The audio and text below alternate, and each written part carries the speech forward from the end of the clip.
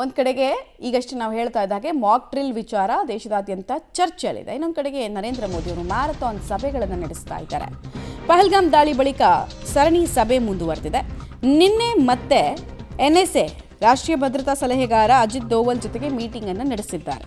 ದೇಶದ ಆಂತರಿಕ ಬಾಹ್ಯ ಭದ್ರತೆ, ಗಡಿಗಳಲ್ಲಿನ ಪರಿಸ್ಥಿತಿ ಬಗ್ಗೆ ಸಮಾಲೋಚನೆಯನ್ನ ನಡೆಸಲಾಗಿದೆ ಅನ್ನೋದರ ಡೀಟೇಲ್ಸ್ ಇದು.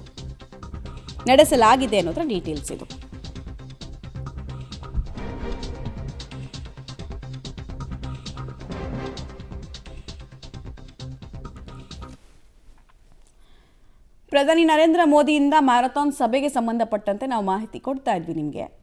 ಏನು ಸಭೆಯಲ್ಲಿ ಯಾರೆಲ್ಲ ಬಂದಿದ್ದಾರೆ ಅಂತ. ಸಭೆ ಇನ್ಸೈಟ್ಸ್ ಎಲ್ಲ ನಮಗೆ ಸಿಗಲ್ಲ, ಬಟ್ ಒಂದಷ್ಟು ವಿಚಾರಗಳಂತೂ ಚರ್ಚೆ ಹಿಂಗಾಗಿದೆ ಅನ್ನೋದು ಗೊತ್ತಾಗುತ್ತೆ.